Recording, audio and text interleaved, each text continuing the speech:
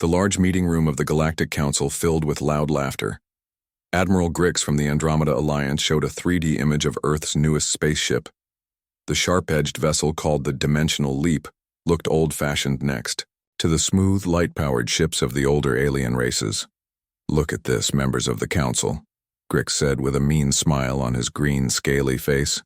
"The humans think they can reach the 7th dimension.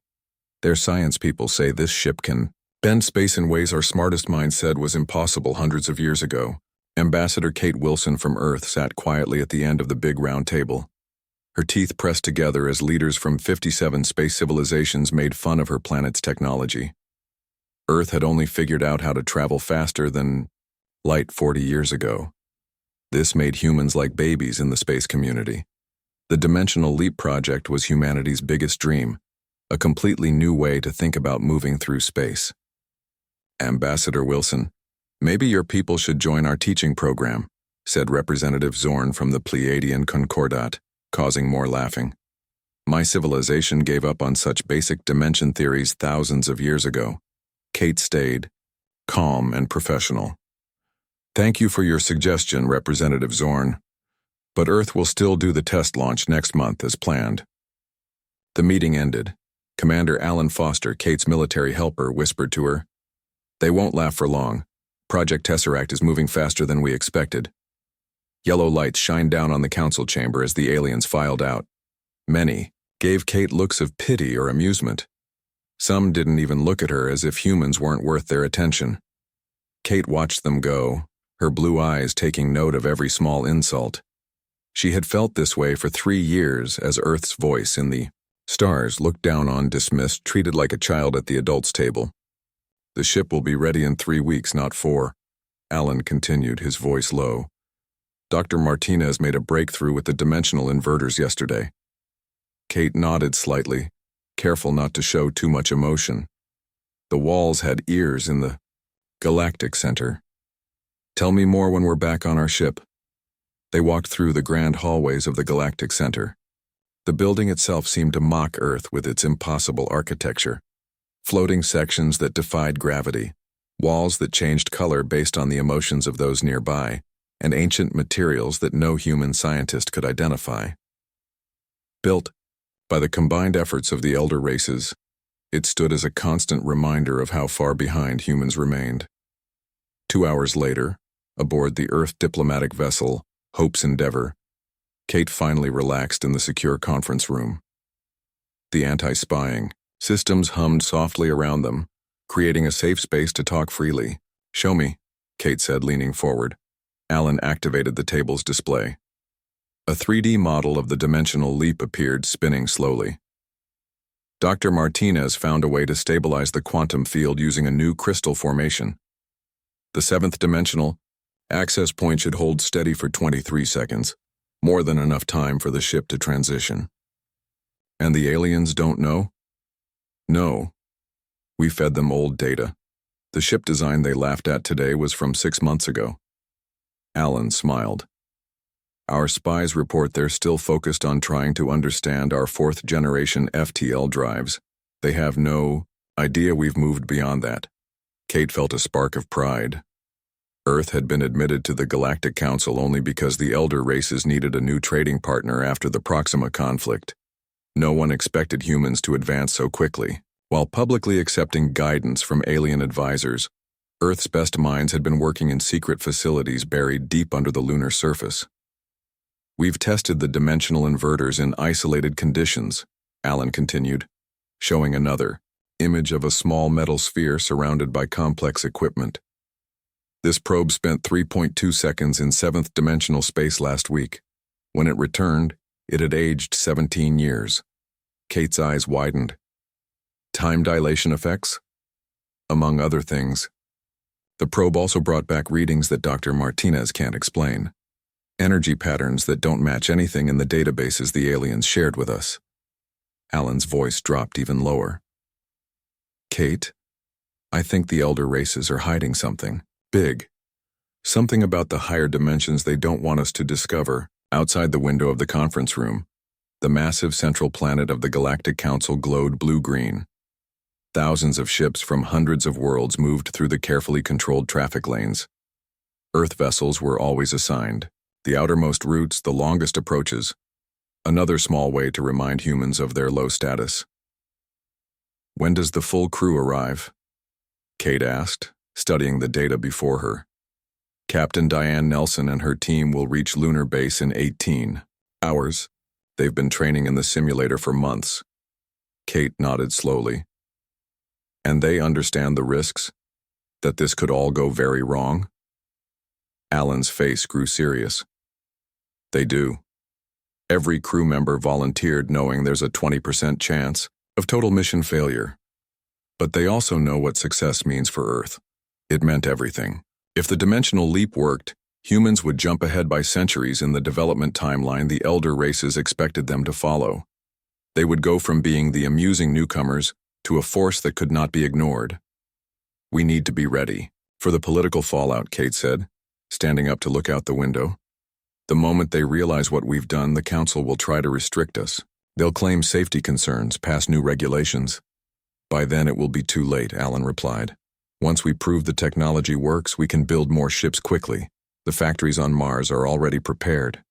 Kate watched a massive Andromeda Alliance cruiser drift past, its perfect lines and glowing hull representing thousands of years of technological evolution. Soon such ships might seem as outdated as wooden sailing vessels did to modern humans. 3 weeks, she said softly. 3 weeks until they stop laughing at us. The lights of distant stars reflected in her determined eyes. Somewhere out there, beyond the reach of the elder race's watchful gaze, humanity's future was taking shape. The galaxy had mocked them for the last time. The big underground lab on Earth's moon hummed with activity.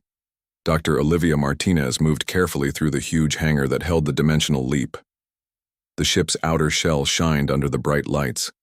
Its strange shape seemed to change, slightly when seen from different angles, a trick of the eye caused by the special materials made just for this project. "How are things going?" Olivia called to her team of scientists and engineers working busily around the ship's center. Chief Engineer Sam Powell crawled out from under the control panel, his face dirty with black grease marks. "The dimensional inverters are working better than we expected. The quantum link is holding at 97% sync, much better than our computer test predicted." Olivia tried not to get too hopeful too quickly. Earth's first 2 tries at dimensional drive technology had ended in big failures. One test almost created a tiny black hole at the edge of our solar system. This third ship design showed humanity's best understanding of higher dimensional physics, developed mostly alone after the Galactic Council refused to share advanced engine knowledge. "The Andromeda Alliance people just sent another request to watch our test," said Communications Director Patricia Carter, walking up with a data screen. "They claim they're worried about safety again." Olivia shook her head. "Tell them no. We all know they just want to see us fail so they can laugh about it." The air in the lab felt charged with both hope and fear. Hundreds of Earth's brightest minds had worked for 5 years on the Dimensional Leap project. Many had given up normal lives, moving to the secret moon base and working 18-hour days. Some relationships had broken, some health had suffered. But no one complained. They all understood what was at stake. Olivia walked to the viewing window that looked out over the ship from above. The vessel wasn't large, just 60 meters long, but its importance couldn't be measured by size. If it worked, humanity would leap ahead centuries in space travel technology.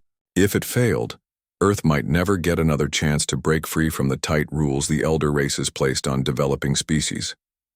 "The final crystal matrix is stable," called out Dr. Frank Lopez, the thinking science expert behind the dimensional inversion idea. His eyes looked tired from too many sleepless nights, but excitement made his voice strong. "The 7th-Dimensional anchor points are holding." Later that evening, in the secure meeting room beneath the main lab, General Ryan Blackwood spoke to the project leaders. His normally stiff military appearance had softened after months working with the science team. He'd come to respect their dedication, even if he didn't always understand their complex theories. "The president just told me that our spies think someone might try to sabotage our test," he said, his voice grave. Several council races are worried about what might happen if we actually succeed. They should be worried, Frank said quietly. If this works, humanity jumps ahead hundreds of years of normal development. The balance of power changes overnight. Sam Powell rubbed his tired eyes. Have we found any proof of tampering yet? Not directly, Ryan answered. But our security systems caught 3 attempted hacks into our data networks last week, and 2 of our supply ships reported unusual scan patterns from Pleiadian vessels during their approach. Olivia looked around the table at the tired faces of her team. We need to move up the timeline. If they're planning to stop us, waiting gives them more chances. The ship isn't fully tested, warned Patricia. We plan 2 more weeks of systems checks. We don't have 2 weeks, Olivia said firmly. Every day increases the risk of outside interference. I say we move to final test phase tomorrow. The room grew quiet as everyone considered the risks. Moving up the schedule meant accepting greater danger, but waiting might mean losing their only chance. I agree with Dr. Martinez, General Blackwood finally said. We move tomorrow. I'll triple the security teams and implement communication, blackout protocols. As the meeting ended, Olivia stayed behind, staring at the detailed model of the dimensional leap floating above the center of the table. So much hope rested on this single ship. So many late nights and early mornings had gone into its creation. Frank. Lopez walked back into the room carrying 2 cups of coffee. He handed one to Olivia. Do you think we're ready? She asked him without looking up from the model. Frank sipped his coffee before answering. The math works. The simulations support the theory. The materials are responding as predicted. He paused. But we're trying to do something no one has ever done, at least no one in the known galaxy. We're pushing into the truly unknown. That's what humans do, Olivia said with a small smile. We push boundaries. We go where we're told not to go. It's why the elder races fear us, Frank agreed. They've grown comfortable. They've forgotten what it's like to take real risks. Through the window of the meeting room, they could see Earth hanging in the black sky, beautiful and blue. Home to billions who didn't know their future might change tomorrow. I just hope we're right about the 7th dimension, Olivia said softly. Frank nodded. Me too, because if we're wrong, he didn't need to finish. They both knew the stakes. If the dimensional leap failed catastrophically, it could create a space-time rupture that might threaten the entire solar system. The elder races had warned of such dangers repeatedly, using them as reasons to deny humanity access to advanced physics knowledge. Get some sleep, Olivia said, putting down her coffee cup. Tomorrow we make history, or we become a cautionary tale for future species. Frank smiled tiredly. Either way, they'll remember us. As Olivia left the meeting room and walked through the quiet corridors of the moon base, she felt the weight of tomorrow's test like a physical pressure. 7 billion humans on Earth, 3 million in the Mars colonies, another million scattered across various stations and settlements in the solar system. None of them knew that by this time tomorrow, humanity might take its place among the stars, as equals, or face disaster on a scale never before experienced. She reached her small living quarters and sat heavily on the bed. On her desk sat a photo of her family back on Earth. Parents who thought she worked for a standard space research division. A brother who wondered why she never came home for holidays anymore. For 5 years, she had carried secrets that sometimes felt too heavy. One more day, she whispered to herself as she lay down to rest. Just one more day. Sleep came slowly that night, filled with dreams of strange dimensions and endless possibilities. In the large hangar below, the dimensional leap waited silently, its unusual form housing technology that might change everything, or end everything. Morning came too quickly. Olivia Martinez had slept just 4 hours, but adrenaline kept her alert as she walked into the control center. The room buzzed with activity as technicians ran final checks on all systems. Giant screens covered the bay walls, showing different views of the dimensional leap sitting in its launch cradle. All security teams report ready, General Blackwood said as she entered. We've locked down all access points to the facility. No one gets in or out until after the test. Communication status? Olivia asked, accepting a cup of coffee from an assistant. Patricia Carter looked up from her station. We're maintaining minimal contact with Earth. The official story is that we're doing routine maintenance that requires communication blackout. The Galactic Council representatives have sent 3 messages asking for updates. We've ignored them all. Good. Olivia turned to Sam Powell. Ship status? Sam's fingers moved quickly over his control panel. All systems green. The dimensional inverters are at full power. Crystal matrix is stable. We're as ready as we'll ever be. Through the large window that separated the control room from the launch bay, the dimensional leap waited. Its strange metal skin caught the light in ways that standard materials shouldn't. The special alloys and compounds developed for the ship contained elements the elder races didn't know humans had discovered. Metals found in the deep oceans. Crystals grown in zero gravity. Begin final countdown sequence, Olivia ordered. T-minus 60 minutes. On the other side of the solar system, Ambassador Kate Wilson sat in her private quarters aboard the Earth diplomatic vessel. A secure video link connected her to the moon base. We've detected unusual movement from several Andromeda Alliance ships, she reported to Olivia.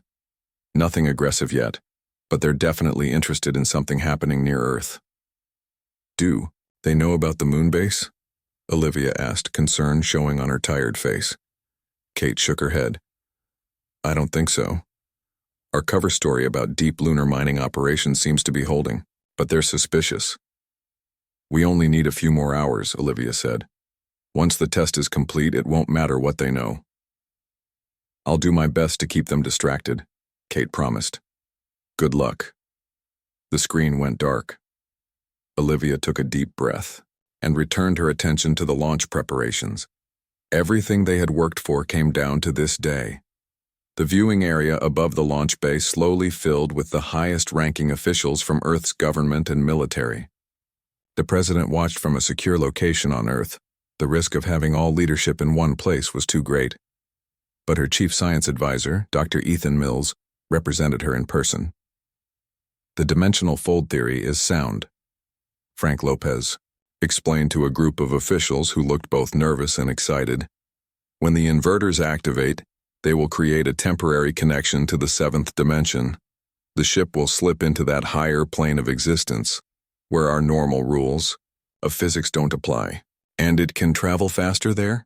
Asked one skeptical general. Not just faster, Frank said with a smile. In the 7th dimension, space as we understand it doesn't exist. The ship won't travel through space. It will simply exist in multiple locations simultaneously, and then return to normal space at the destination we choose. Entering final preparation phase, Sam announced over the speakers. T-minus 30 minutes. Olivia moved between workstations, checking readouts and offering words of encouragement to her team. They had planned for every possible problem, run thousands of simulations built in multiple backup systems, but theory and reality often differed in ways no one could predict. Dr. Martinez, a young technician called from a monitoring station. We're detecting some unusual energy readings from the ship. Olivia rushed over, Frank close behind her. The readings showed small fluctuations in the quantum field surrounding the dimensional inverters. Is it serious? Frank asked, studying the numbers. Olivia frowned. It's not in our expected parameters. The field should be completely stable at this point. They both knew what this might mean. Sabotage. Despite all their security precautions, someone or something had interfered with the ship's systems. We need to delay the test, Frank said quietly. Run full diagnostics again. Olivia hesitated, torn between caution and the pressure to move forward before the elder races could stop them. How long would that take? At least 12 hours for a complete system check. We don't have 12 hours. Olivia made a difficult decision. We continue as planned, but increase monitoring on all systems. If these fluctuations grow, we abort. Frank looked worried but nodded. They had come too far to turn back now. To minus 15 minutes, Sam announced. In the observation deck, government officials and project leaders watched with growing excitement. Few understood the complex physics involved, but all grasped the importance of what they were about to witness. Beginning power-up sequence for dimensional inverters, a technician called out. The lights in the facility dimmed briefly as enormous amounts of power flowed into the ship's systems. On the main viewing screen, the dimensional leap's hull began to shimmer with a strange, shifting light that seemed to come from nowhere. -10 minutes. Suddenly, alarms blared throughout the control room. Red warning lights flashed on multiple screens. "We have unauthorized access in the auxiliary control system," shouted a security officer. "Someone's trying to override the safety protocols." Olivia rushed to the main console. "Locate the source." "It's coming from inside our network," the officer reported, fingers flying over his keyboard. "But I can't pinpoint it.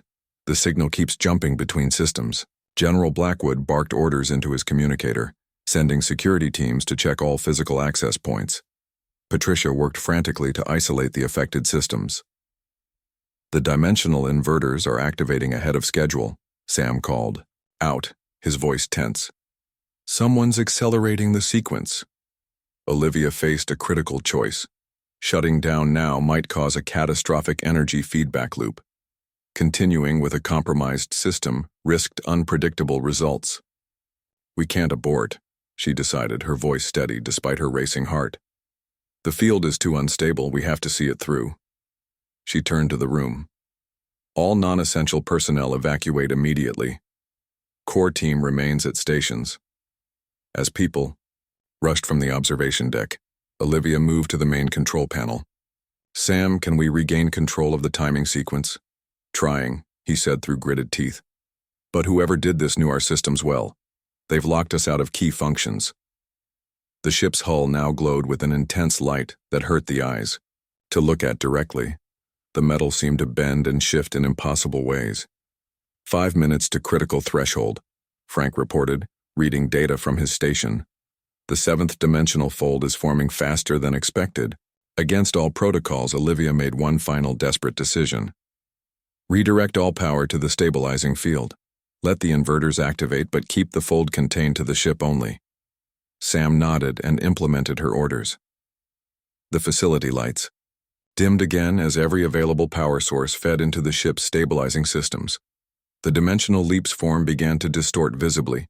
It stretched and compressed in ways that normal matter shouldn't be able to, its edges becoming blurry and indistinct. "Fold integrity at 89%, Frank called out. "It's working." In the final moments before the dimensional transition, Olivia looked around at her team, scientists and engineers who had given years of their lives to this project. Whatever happened next, they had pushed human knowledge further than anyone thought possible. Transition in 3, 2, 1. The ship seemed to twist in on itself, becoming increasingly difficult to perceive properly as it interacted with dimensions beyond normal human senses. Then, with a silent flash that nonetheless temporarily blinded everyone watching, the vessel vanished. The control room fell silent. Every screen tracking the dimensional leap went blank for a heart-stopping moment. Then, one by one, signals began to return. "Tracking beacon activated," Sam announced, his voice filled with disbelief and joy. "The ship has successfully transitioned to 7th-dimensional space."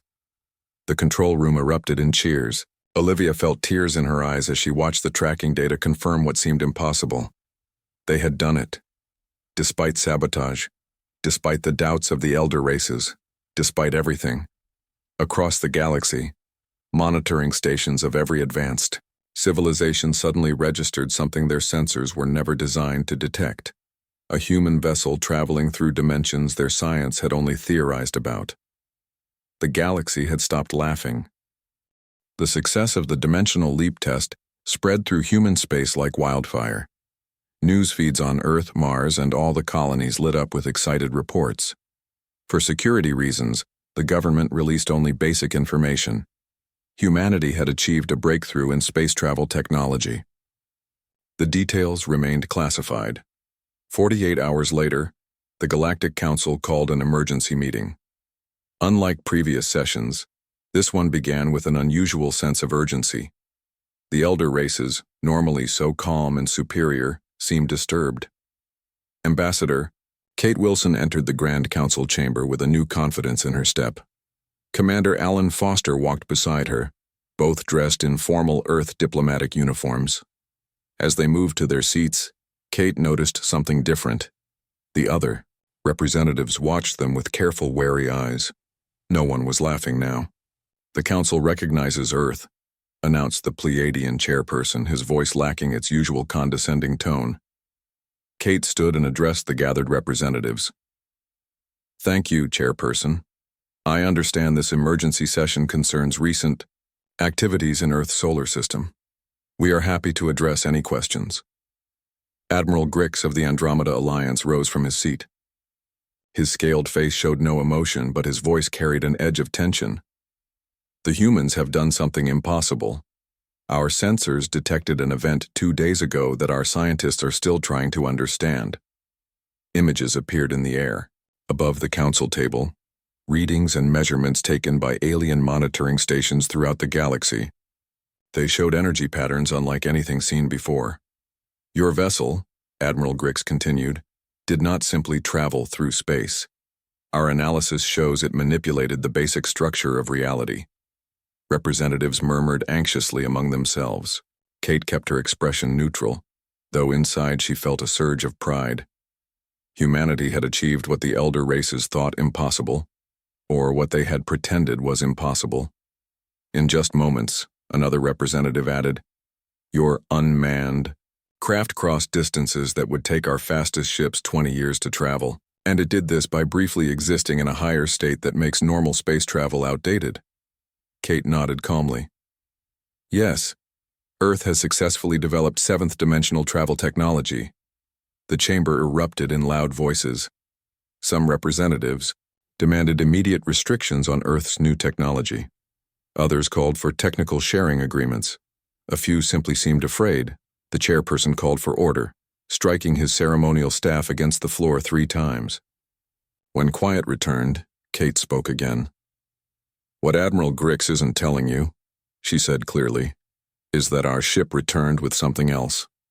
Something several council races have hidden from us since Earth joined the galactic community." She activated her own display device showing imagery captured by the dimensional leap during its journey through 7th-dimensional space. Enormous artificial structures existing in higher dimensions, invisible to normal detection methods, but clearly affecting the lower dimensions of normal space. The council chamber went completely silent. "You've been using 7th-dimensional technology all along," Kate continued as shocked whispers spread through the room. "Not for travel, but for control. These structures allow certain council races to subtly influence events, economies, even the development of younger civilizations like Earth." Admiral Grix stood quickly, his movements jerky with anger. "These accusations are crazy. Your ship's sensors were obviously broken." "Were they?" Kate challenged. "Or is this why the Andromeda Alliance tried so hard to watch our test? To make sure we wouldn't discover what you've kept hidden for thousands of years?" On the main display, the images from the dimensional leap showed massive lattice-like structures extending through higher dimensions, creating patterns that matched too perfectly with trade routes, communication networks, and even the borders between civilization territories. "The structures are artificial," Kate explained to the stunned council members, "and based on their position and design, they appear to be 7th-dimensional control networks. They're invisible in normal space, but they affect everything from economic trends to technological development rates." A representative from a mid-tier civilization that had always been friendly to Earth spoke up. "Is this true, Admiral? Have the elder races been manipulating the rest of us through higher dimensions?" Grix's scales darkened with anger. "These are lies. Human sensor equipment is primitive and unreliable." "Then you won't mind if other civilizations develop their own 7th-dimensional sensors to check our findings?" Kate asked with a calm smile. The council descended into chaos. Representatives from younger civilizations demanded answers. Elder race members exchanged worried looks. Some began sending urgent messages to their homeworlds. The chairperson fought to maintain order. "We will form an investigation committee to examine these claims." Earth welcomes the investigation, Kate replied, and we're prepared to share our sensor technology with any civilization that wishes to see for themselves. This announcement caused even more commotion. The elder races had controlled technological development throughout the galaxy for millennia. Now Earth was offering to share advanced technology directly with other civilizations, breaking the careful system of control the Council had maintained. As the meeting continued to spiral into heated arguments, Kate received a private message on her secure device. It came from Dr. Olivia Martinez. Second test successful. Full ship control achieved. Ready for Phase 2 whenever you give the word. Kate smiled slightly, then turned her attention back to the chaotic council session. This was just the beginning. The dimensional leap had proven the technology worked. Now Earth was building more ships, larger vessels designed not just for scientific tests, but for exploration, and if necessary, defense. 3 hours later, after the emergency session had been adjourned with no clear resolution, Kate and Alan walked back to their ship. The corridors of the Galactic Center felt different now. Representatives from other younger civilizations nodded respectfully as they passed. Some even approached to quietly request private meetings with Earth's delegation. "It's working better than we hoped," Alan said once they were safely inside their vessel. "The mid-tier civilizations are already breaking away from the elder race's influence." Kate looked out the viewport at the gleaming towers of the Galactic Center. "The Andromeda Alliance will try to discredit us. They might even try more direct actions. Let them try," Alan replied confidently. "The dimensional leap was just our first ship. The next 5 are almost ready, and they're twice as advanced." Kate nodded thoughtfully. "We need to move carefully, now. Some of the elder races will see us as a threat to the power structure they've maintained for thousands of years. Others might try to steal our technology. And some," Alan added, "might become allies. Not all the elder races seem happy with how the Andromeda Alliance has been using the 7th Dimension." Back in Kate's private office, they reviewed the recordings of the council meeting. Many representatives had been genuinely shocked by Earth's revelations. The control structures in the higher dimensions had apparently been kept secret, even from most of the elder races. "Dr. Martinez was right," Kate said. "They've been using the 7th Dimension as a tool for manipulation rather than exploration. They never tried to develop true travel technology because control served their purposes better." "Typical," Alan scoffed. "They found power and decided that was enough. They stopped looking for new possibilities." Kate smiled. "That's the difference between them and us. Humans never stop looking for new possibilities." In the days that followed, the balance of power in the galaxy shifted dramatically. Several mid-tier civilizations formally requested Earth's sensor technology. 2 even asked for help developing their own 7th-dimensional research programs. The Andromeda Alliance, once the most powerful force in known space, found itself increasingly isolated as its long-hidden control methods came to light. The galaxy had laughed at Earth's ambitions. Now humanity would lead the way into a new era of freedom and true discovery. 6 months after the revelation that shocked the galaxy, Earth launched its first crewed 7th-dimensional ship. The vessel, named EAS Breakthrough, represented humanity's full commitment to the new technology. Unlike the experimental dimensional leap, this ship was designed for extended missions and carried a crew of 25 specialists. Final pre-launch checks complete, First Officer Daniel Morgan reported as the bridge crew settled into their stations. All systems looking good. In the months since the Galactic Council confrontation, the power balance had shifted dramatically. Several mid-tier civilizations had allied with Earth, eager to break free from the subtle controls of the elder races. The once mighty Andromeda Alliance had broken apart as internal arguments about the ethical use of 7th-dimensional technology divided its member worlds. Captain Lisa Anderson addressed her crew from the command chair. "What we do today changes everything. Humanity is no longer limited by what others thought possible. We're not just traveling through space. We're redefining what space means." The launch facility, now moved from the secret moon base to a public installation on Mars, buzzed with excitement. Representatives from 12 alien civilizations watched alongside human officials as the breakthrough prepared for its historic first mission. From the observation lounge, Dr. Olivia Martinez watched with Ambassador Kate Wilson as the ship engaged its dimensional inverters. Unlike the test ship's dramatic disappearance, the advanced control systems of the new vessel created a more controlled transition, a beautiful cascade of impossible shapes, as the ship phased partially into higher dimensions before disappearing completely. "They still don't understand what we've actually done," Kate said quietly. Olivia nodded. "The other civilizations think we've just discovered what they already knew. They don't realize our approach is completely different. While the elder races had used 7th-dimensional technology as a tool for subtle control, human scientists had approached it with a philosophy of exploration and cooperation. The breakthrough wasn't just traveling through higher dimensions, it was designed to exist in harmony with them, opening possibilities the other races had never considered. Our ship doesn't fight against the natural laws of higher dimensions," Olivia explained to a group of visiting scientists from allied worlds. "It works with them. The elder races tried to impose their will on the 7th dimension. We learned to listen to it first." As the minutes passed, all eyes watched the tracking screens. According to the mission plan, the breakthrough would make its first transition point at Proxima Centauri, 12 light-years away, and then immediately return. "Transition successful," announced the communications officer. "Receiving signal from Proxima Centauri. Captain Anderson reports all systems normal and crew in good health." The journey had taken less than 5 minutes. A cheer erupted through the observation lounge. A journey that would have taken years with conventional FTL drives had been completed in minutes, and this was just the beginning.